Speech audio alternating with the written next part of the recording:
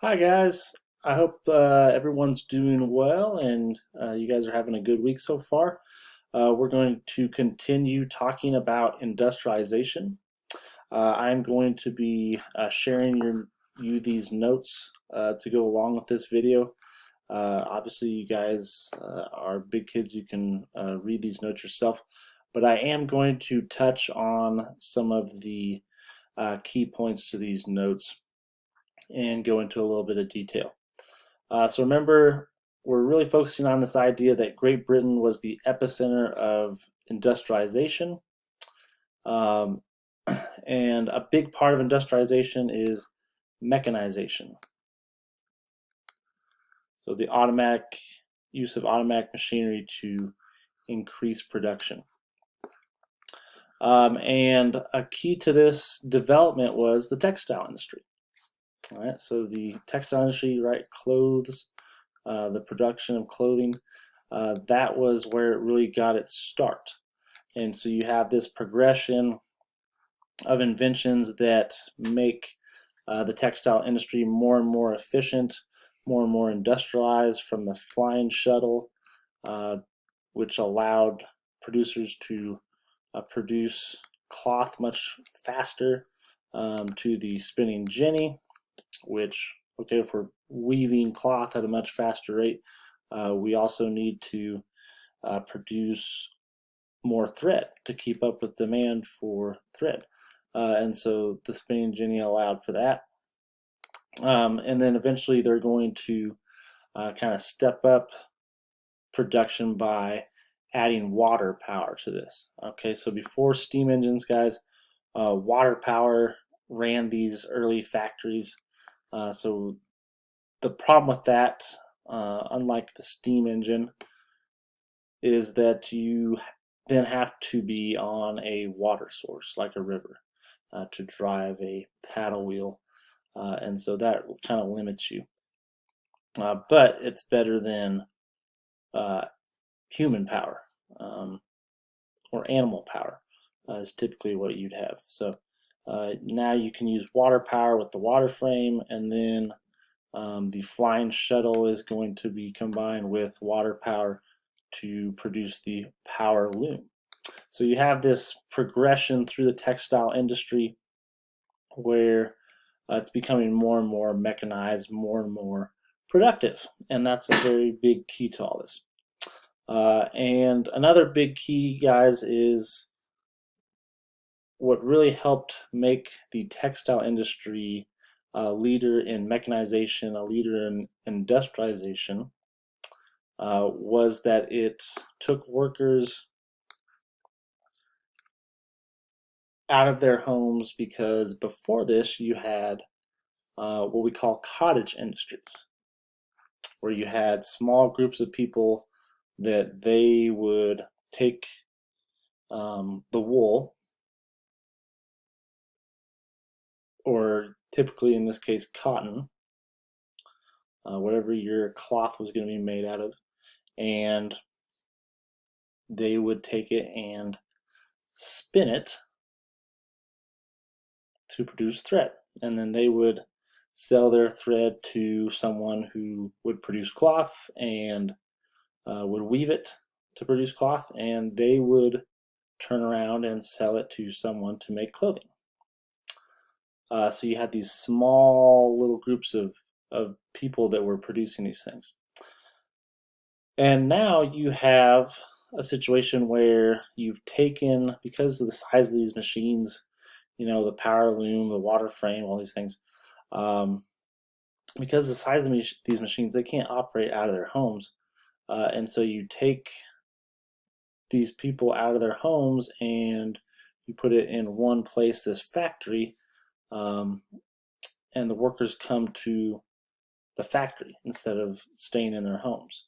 And so this is a big shift in changing how we do things, from a manufacturing standpoint. Now, the big thing about all of this, guys, is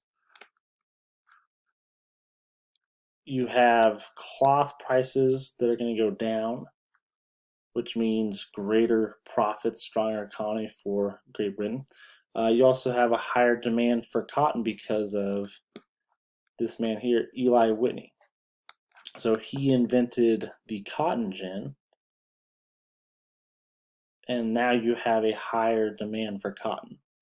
And so the cotton gin, guys, is basically a machine that you take your cotton that you picked, and before you would have people in the American South, usually slaves, pick out all the little seeds and little things out of the cotton for production.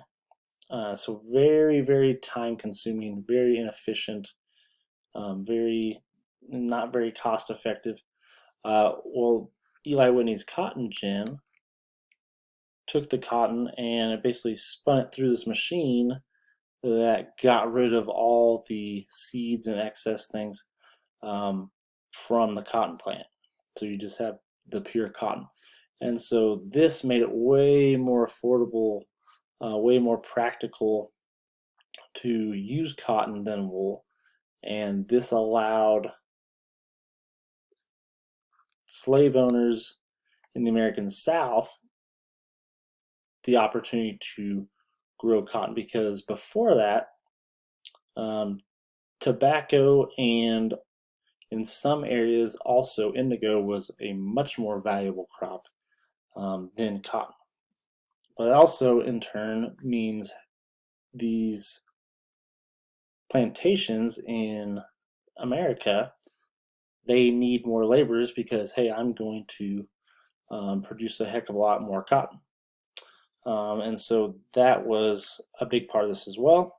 And then finally, guys, it provided a blueprint for other industries. And so that's kind of the big thing that we were talking about, the factory system of, hey, this is a way you can be more productive.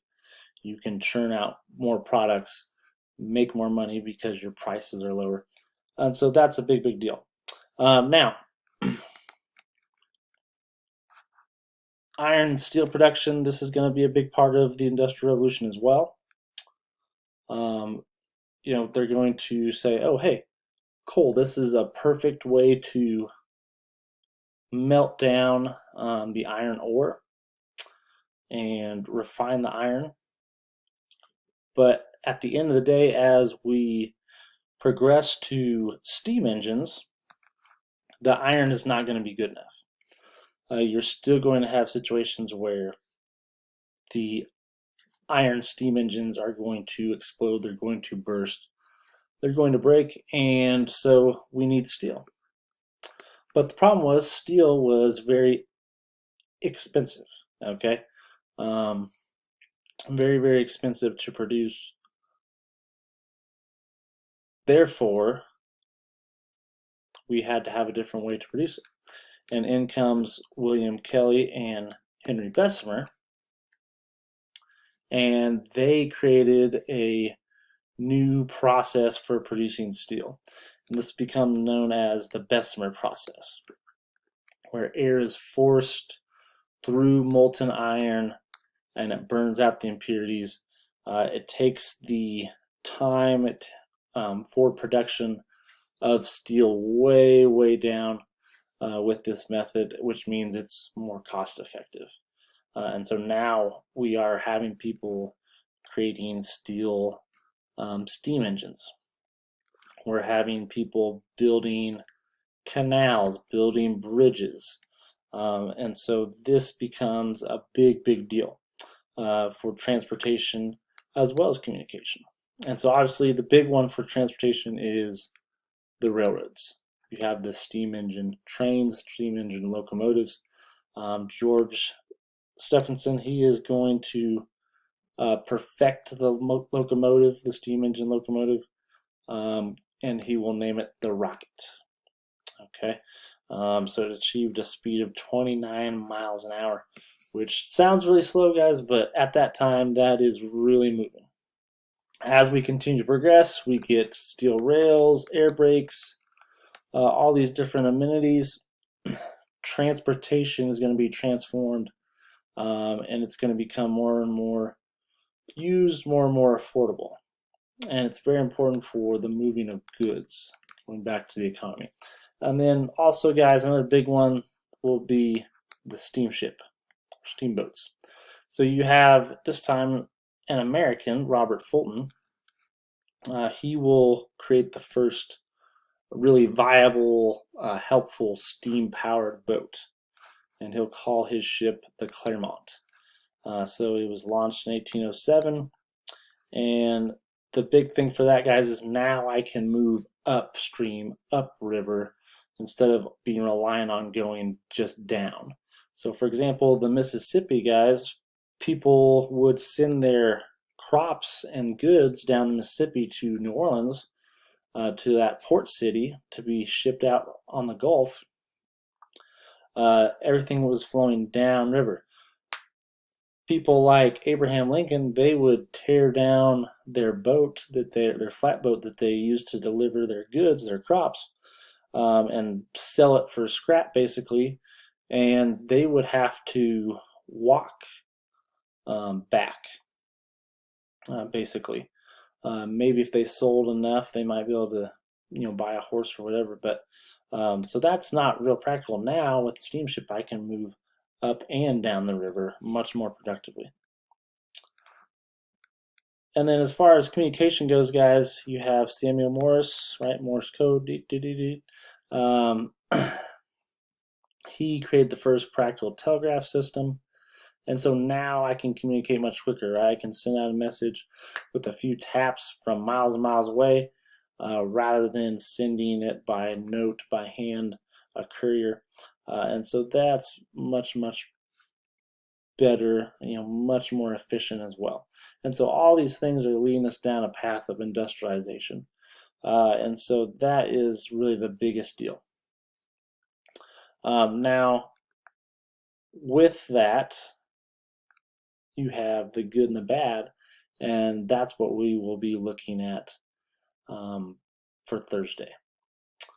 All right, guys, have a great day, and I look forward to talking with you guys again soon.